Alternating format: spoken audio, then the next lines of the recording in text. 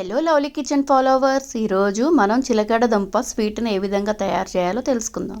ఒక అరగంట ముందుగా చిలకడ దుంపలన్నిటిని నానబెట్టుకొని క్లీన్ చేసుకోవాలి.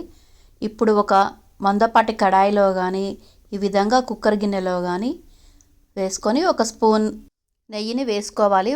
ఎక్కువగానే వేసుకోవాలండి నెయ్యిని. ఈ విధంగా ముక్కలన్నిటికీ నెయ్యి పట్టేట్టు కలుపుకొని ఒక నీళ్ళ గిన్నెని పెట్టుకోవాలి.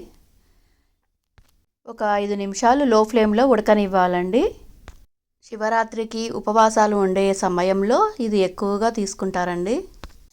ఒక 5 నిమిషాలు అయిన తర్వాత మళ్ళీ ఒకసారి కలుపుకొని నీళ్ళ మూతను పెట్టుకోవాలి.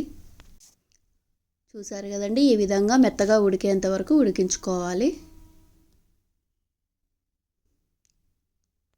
ఇప్పుడు కొద్దిగా మన రుచికి తగ్గినట్టుగా బెల్లం తురుగుని యాడ్ చేసుకోవాలి.